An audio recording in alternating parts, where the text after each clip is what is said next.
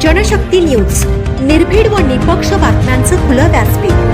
The Janshakti news मध्ये आपल्या सर्वांचं स्वागत.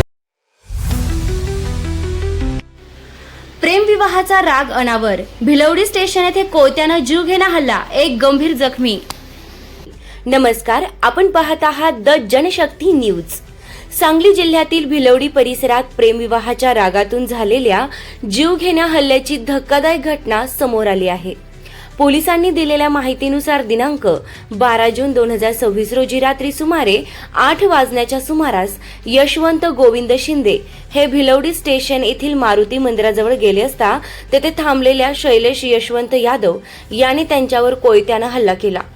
यामध्ये यशवंत शिंदे यांच्या डाव्या हातावर गंभीर वार करण्यात आला, तसेच त्यांच्या पाठीवरही कोयत्यानं वार करण्याचा प्रयत्न करण्यात आल्याचे फिर्यादीत नमूद करण्यात आले आहे. फिर्यादीनुसार यशवंत शिंदे यांचा मुलगा वेदांत शिंदे याने आरोपीच्या भाचीसोबत प्रेमविवाह केला होता. त्याचाच राग मनात धरून हा हल्ला केल्याचा आरोप करण्यात आला आहे.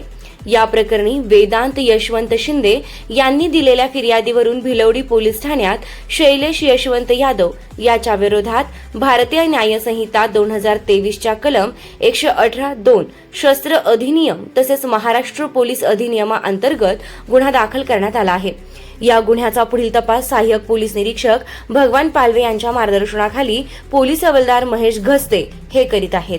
अशाच ताज्या आणि विश्वासार्ह बातम्यांसाठी द जनशक्ती न्यूज चॅनलला लाईक, शेअर आणि सबस्क्राईब करायला विसरू नका.